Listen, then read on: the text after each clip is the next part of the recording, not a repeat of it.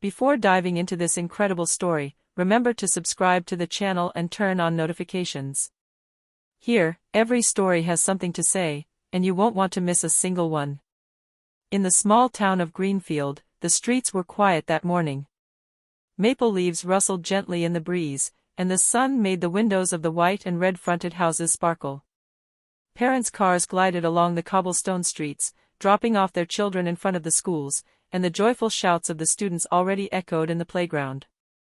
Inside Greenfield Primary School, the Year 6 classroom was a mixture of excitement and tension.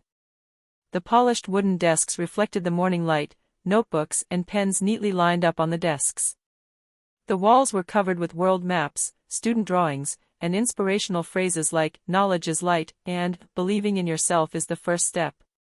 In the center of the room, Mr. Lefebvre, the history teacher, stood straight, arms crossed, a smile playing on his lips, half amused, half provocative. The students knew he enjoyed difficult debates. He had a knack for questioning everything the children thought they knew and pushing them to think beyond appearances. But he also liked to test the patience and courage of those who dared to raise their hands. 9-year-old Yusef Johnson sat in the third row by the window, watching silently. Small, his knees often stained with dirt after recess, he possessed a quiet energy and a surprising wisdom for his age. His deep, curious black eyes always seemed to be searching for something beyond the visible. Yusef came from a devout Muslim family. His parents had taught him the faith gently, patiently, and through concrete examples, acts of kindness, simple prayers, and trust in the unseen. That morning, Mr. Lefebvre posed his usual, but always formidable, question. "So, who can prove to me that God exists?" Not poems, not opinions, proof. An icy silence fell. The children looked at each other, hesitant, some averting their eyes, others clutching their notebooks like shields. They all feared ridicule, but they all also felt the urgent need for an answer. Yusef, however, felt a quiet certainty rising within him. He raised his hand, without hesitation. The professor, with a mixture of curiosity and condescension on his face, pointed at him. "Very well, Yusef. Show us the proof," he said.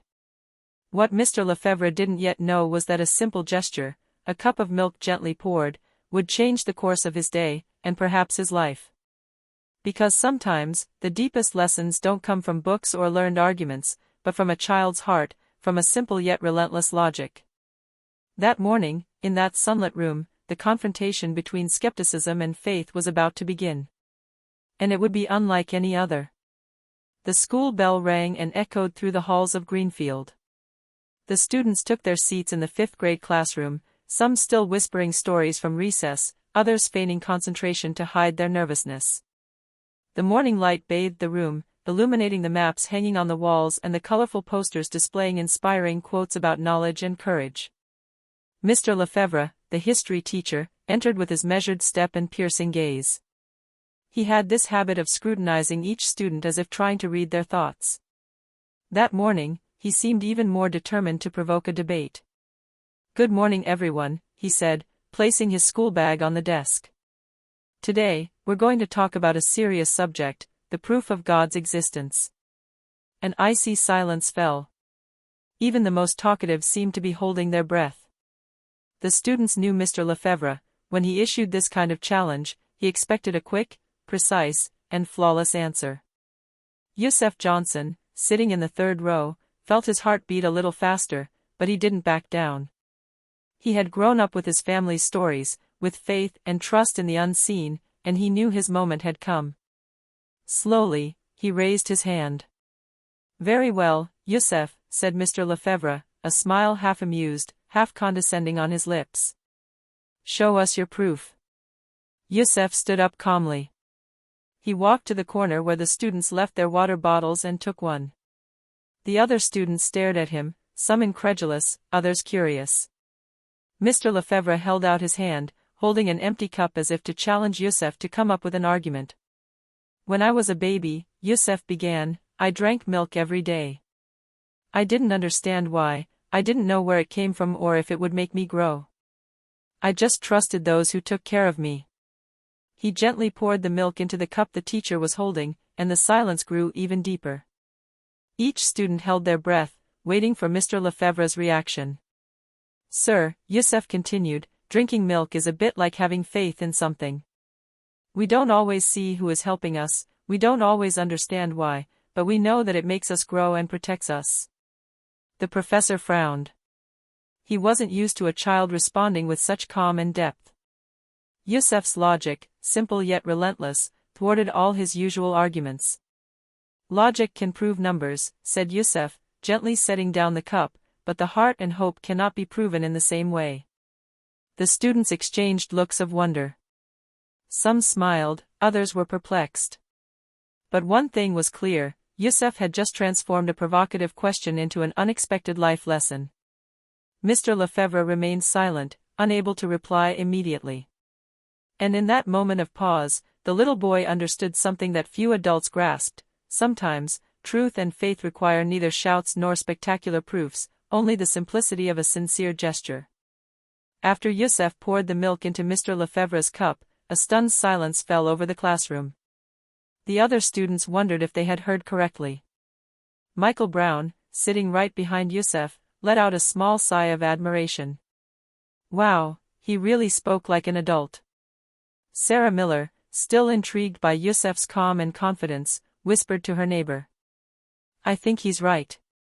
I had never thought of faith like that." Even Mr. Lefebvre, known for never losing his composure, remained frozen. He looked at the cup of milk, then at Youssef, searching for a weakness, an angle from which to reply. But the more he thought about it, the more unsettled he felt. He was used to correcting clumsy arguments or childish answers, but this time, Youssef's simplicity touched a point that no cold logic could refute. "Very well," he said finally, his tone a little softer than usual.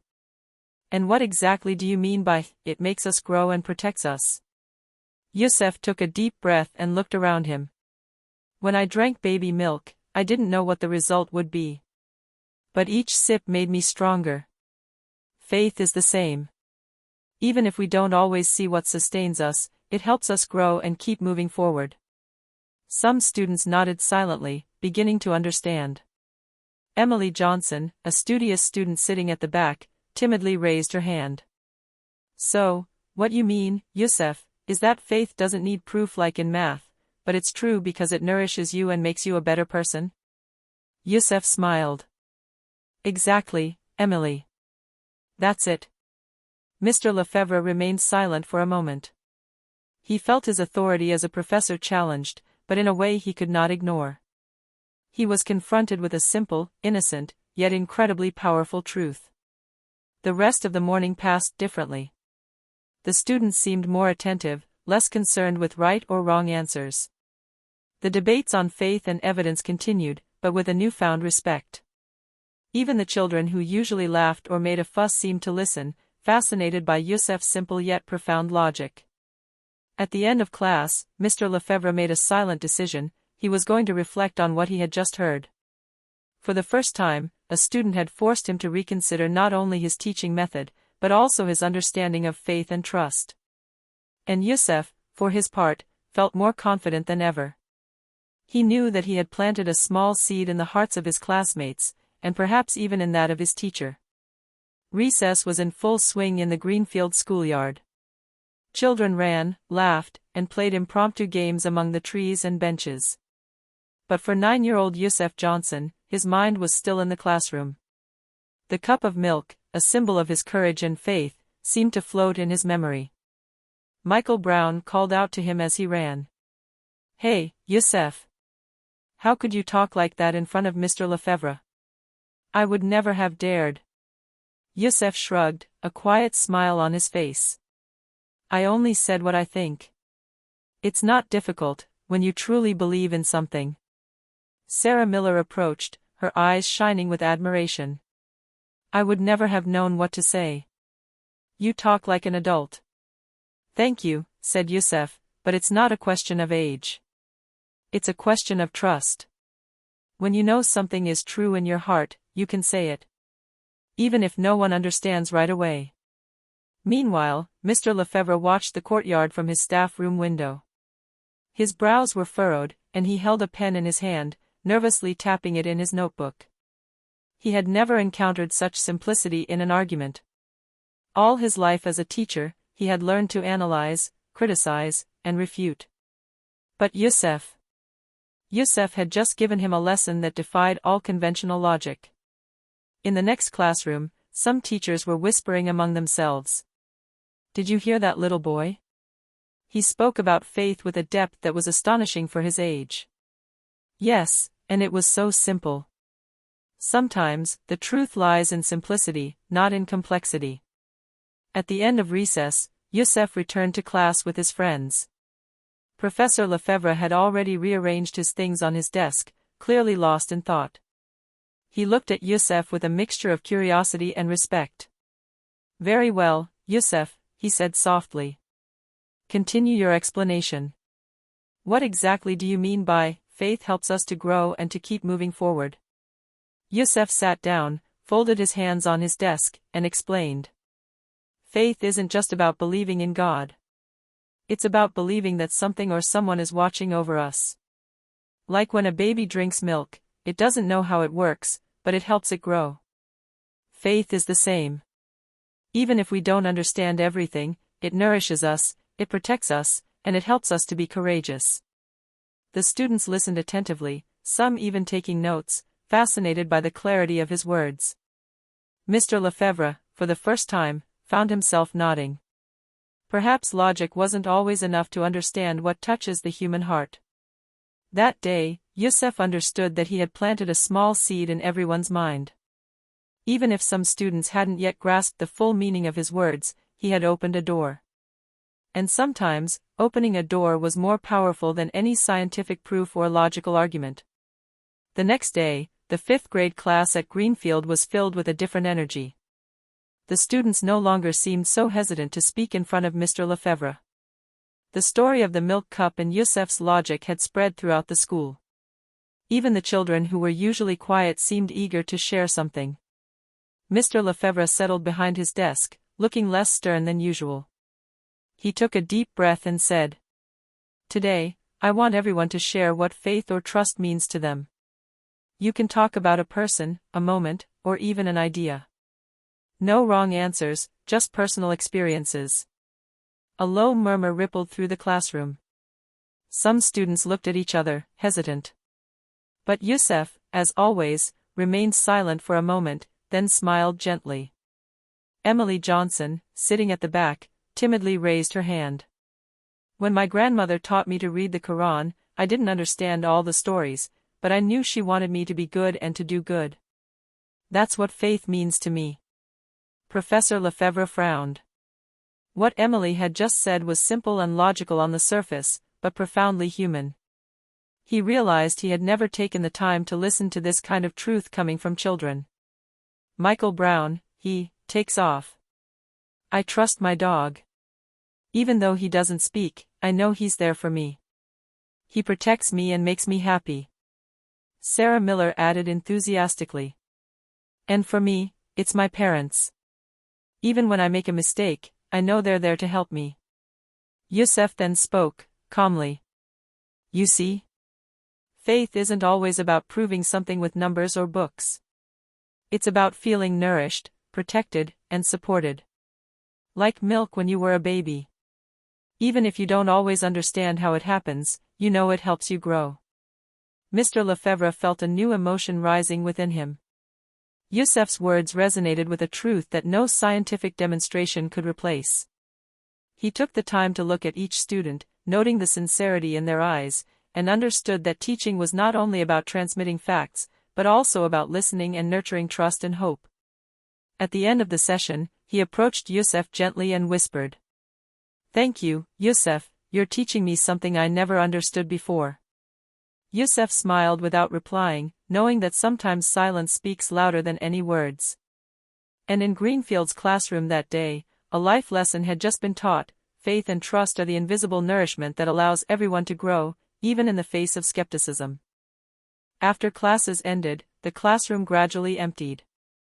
The children's laughter and chatter faded into the corridors, leaving Mr. Lefebvre alone among the empty desks. He sat down at his desk, his brow slightly furrowed, a pen in his hand which he nervously tapped on his notebook. He couldn't get Yusef's words out of his mind. Faith is feeling nourished, protected, and supported. Like milk when you were a baby. Each sentence seemed to resonate more deeply than any textbook or logical argument he had taught over the years. He stood up, took a few steps around the room, observing the colorful drawings and posters hanging on the walls. Each illustration, each motivational phrase took on a new meaning. What if teaching consisted not only of transmitting facts, but also of nourishing the hearts and minds of children? How can a child speak with such clarity and depth? He murmured to himself. And why do his words touch me so deeply? He thought back to his own childhood, his early skepticism, the questions he had always asked but for which he had never found satisfactory answers. He had grown up with the idea that everything had to be proven, measured, and validated. But now, faced with Yusef's simplicity and conviction, he felt unsettled. Later that afternoon, in the teacher's room, he confided in Mrs. Carter, a science teacher. That little Yusef, he left me speechless. I don't understand how he can express such profound ideas at 9 years old. And I realized that what I thought was logical and rational doesn't always touch the heart. Mrs. Carter smiled, intrigued. Sometimes, the truth is simpler than we think. Children have this ability to see things with innocence and clarity. They sense what we have forgotten. Mr. Lefebvre nodded thoughtfully. He knew he needed to reflect on his own approach to teaching. Perhaps he had focused too much on cold logic and concrete evidence, forgetting that education should also nurture confidence, faith, and hope in children. Returning home that evening, Mr. Lefebvre thought back to Yusef, to his gesture with the milk and to his simple yet powerful words. He understood that this little boy had just given him a lesson that no school, no textbook, no teacher had ever taught him. Sometimes, the greatest wisdom comes from the heart of a child, and not from the most elaborate reasoning. And somewhere deep down, he promised himself to listen more, to observe more, and perhaps to leave a little room for faith and trust, even in his rigorous classroom. The next day, the Year 6 class seemed to be bathed in a different atmosphere. The students, inspired by Yusef's words, seemed more attentive, more curious, and above all more ready to listen to and help others.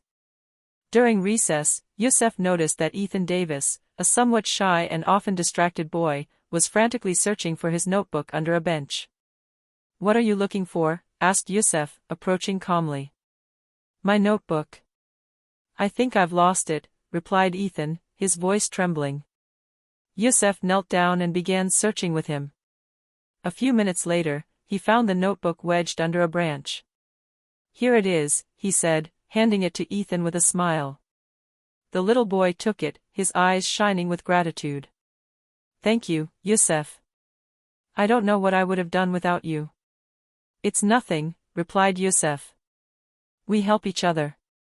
Like milk when we were babies, we don't always know why, but it helps us grow." Later, Michael and Sarah watched the scene and exchanged an admiring glance. "He really has something special about him," said Sarah. "Yes, and he doesn't do it to get attention," added Michael. "He does it simply because it's right." In the teacher's room, Mr. Lefebvre, still lost in thought, watched the scene through the window. Every little gesture of Yusef seemed to illustrate his words from the day before. Faith and trust are not limited to ideas, they are also manifested in actions. Throughout the rest of the day, other students began to replicate these small acts of kindness. Emily helped a classmate pick up his dropped belongings, and Sarah shared her pencils with someone who needed them. The effect spread like a gentle breeze, and the fifth-grade classroom was no longer just a place of academic learning, but also a space where trust and mutual support became tangible. At the end of the day, Mr. Lefebvre got up, took his jacket and said to Yusef as he passed by his office, "I've been watching you today, and I must admit you've taught me a lot. Your actions speak louder than any argument." Yusef smiled, a mixture of pride and humility. "Thank you, sir.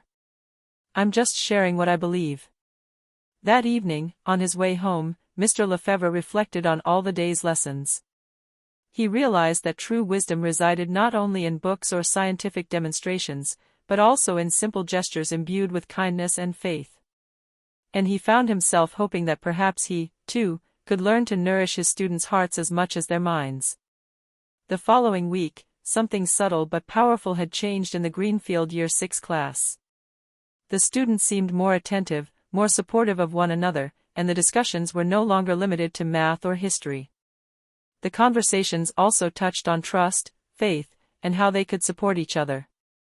One afternoon, Yusuf noticed that Thomas Miller, a reserved student who was often intimidated by others, was hesitant to present his project on the planets in front of the class. "Do you want me to help you?" Yusuf asked softly. Thomas nodded, a little embarrassed. Together, they quickly prepared the presentation notes. When the moment arrived, Thomas stood up, hesitant, then launched into his presentation. The words flowed with a newfound confidence, inspired by Yusuf's assurance. "Thank you, Yusuf," said Thomas, returning to his seat. "I think I would have given up without you." "You haven't given up," Yusuf replied, smiling. "Sometimes, you just need a friend to lend a hand." At the back of the room, Mr. Lefebvre watched the scene unfold. He felt a new emotion rising within him. The methods he had used for years, structured lessons, rigorous assessments, had never produced this kind of personal growth. He understood that faith and trust, even in a child, could transform fear into courage, uncertainty into confidence. During recess, the students had gathered around Yusuf, curious to understand how he managed to be both calm and courageous. Sarah Miller asked, "Yusuf, how do you always know what to say and what to do?" "It's not that I know," Yusuf replied simply. "I just trust. I believe that if you do good and listen to your heart, it ends up helping others, and yourself too." A murmur of understanding spread through the courtyard. Even the most rebellious, like Jake Harris, who had often made jokes or disrupted the class, looked at Yusuf with silent admiration. Back in the classroom, Mr. Lefebvre made a decision that would transform his teaching. He allowed students to share their personal experiences, fears, and hopes more often. Lessons were no longer limited to the simple accumulation of knowledge, they now included understanding, empathy, and respect for each other's beliefs. At the end of the day, Mr. Lefebvre approached Yusuf and said, almost to himself, "You taught me that true logic is not always measured with numbers, sometimes it is seen in the trust we have in each other."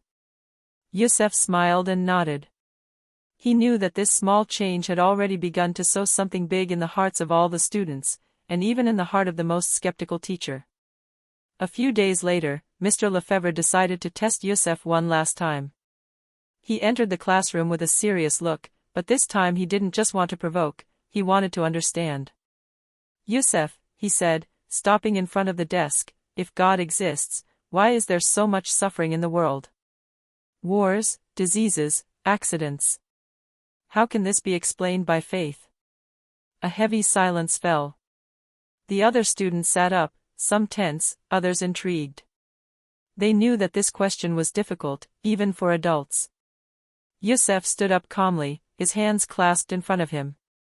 He took a deep breath and said in a soft but confident voice, "Sir, life is like the milk we drank as babies. We don't always understand why we drink it, or exactly how it helps us. But every sip nourishes us and makes us grow." He paused, carefully observing his teacher's face. "Faith," he said, "doesn't prevent us from seeing pain or suffering. It doesn't make wars or diseases disappear. But it gives us the strength to carry on, to grow despite everything. It helps us to support others, to not lose hope, even when things are difficult." The students listened in silence, captivated by the clarity and depth of his words. Some tried to understand, others nodded in agreement. Mr. Lefebvre remained motionless, his eyes fixed on Yusuf. He felt his skepticism waver. He had spent his life searching for answers in logic, in facts, in tangible evidence, but nothing had ever touched his heart like the simple words of a child. He finally murmured, unable to continue. "Yusuf, I think you've just shown me something I've never understood before." Yusuf smiled humbly. "It's not that I know everything, sir. It's just that sometimes, all you need to do is trust and do good for those around you." A murmur of admiration rippled through the classroom. Even the most unruly students seemed deeply moved. This moment marked a turning point. The confrontation between cold logic and the wisdom of a pure heart had been resolved. Faith and trust, even when expressed by a child, could overcome the rigidity of rational certainties. For Mr. Lefebvre, it was a wake-up call. He understood that teaching was not limited to transmitting facts, it was also about inspiring, nurturing the courage and confidence of students, and recognizing that some truths are experienced rather than proven. That day, in the small Year 6 class in Greenfield, Youssef had not only answered a difficult question. He had sown a seed of understanding and respect, which would grow far beyond the walls of that classroom. In the days following the confrontation with Mr. Lefebvre, the 5th grade class changed profoundly. It was no longer just a place of academic learning, it had become a space where each student could express their thoughts, doubts, and convictions without fear of judgment. Emily Johnson raised her hand one morning. "Today, I want to talk about what I believe for myself, not just what others say." Mr. Lefebvre, sitting at his desk, smiled silently. He remembered his initial skepticism, his willingness to challenge every idea, and he realized how much he had evolved thanks to Youssef. Michael Brown then spoke. "I also want to share something. I believe that even small actions count. Helping a friend, listening to someone, it nourishes the heart, a bit like Youssef explained to us with the milk." Each student found their courage, inspired by the simplicity and clarity of Youssef's words. The discussions became deeper, more sincere. Even Jake Harris, the most disruptive student in the class, began to think before he spoke, observing how kindness and trust could transform the group dynamic. Mr. Lefebvre decided to try something new. Instead of systematically correcting every mistake or focusing solely on results, he encouraged the students to explore their ideas, discuss them, and learn from one another. He wanted to nourish their minds as much as their hearts. One afternoon, Youssef proposed a special exercise. Each student had to recount a time when they had believed in something, even without proof. The stories poured in, some funny, others moving. The students talked about their families, their pets, their dreams, and their fears. Mr. Lefebvre listened in silence, impressed by the maturity and depth of each story. He understood that true education consisted not only of transmitting facts, but of cultivating confidence, courage, and kindness. Before the bell rang, he turned to Youssef and said, sincerely, "You have changed this class, Youssef. Not just with your words, but with your way of being. You have taught me that faith and trust are powerful forces, even in a child." Youssef smiled humbly. "I'm just sharing what I believe, sir. But I'm happy if it can help others feel stronger." The bell rang, and the students left the classroom with renewed enthusiasm. That day, the small 5th grade classroom in Greenfield was no longer the same. It had become a space of trust, respect, and courage, where each child learned not only knowledge, but also life lessons that neither books nor exams could provide.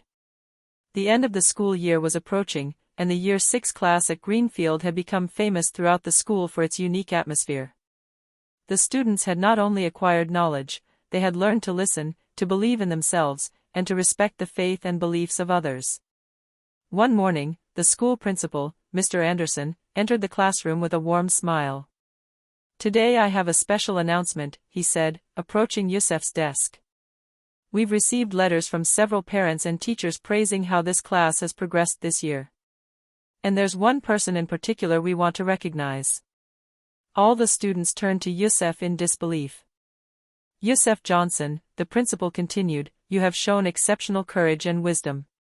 Your words and actions have inspired your classmates and even your teachers. For this, we wish to present you with this certificate of recognition for your leadership and spirit." The class erupted in applause, some students even with tears in their eyes. Youssef, surprised but humble, stood up and accepted the certificate with a discreet smile. "Thank you," he said simply. "I was just sharing what I believe and what I try to live every day." Mr. Lefebvre stepped forward in turn, his eyes shining with emotion. "Youssef, I must thank you from the bottom of my heart. You taught me something I had never understood before, that faith, trust, and kindness can be just as powerful as logic and reason. I will carry this lesson with me for the rest of my life, and I hope to continue teaching in a way that nourishes the heart as much as the mind. Yusuf nodded, realizing that his words had truly touched the most skeptical adult he knew. The students returned to their seats, and the classroom transformed into a space of celebration and gratitude. The children shared anecdotes, laughed, and enjoyed moments of camaraderie, aware that this school year had been unique and unforgettable.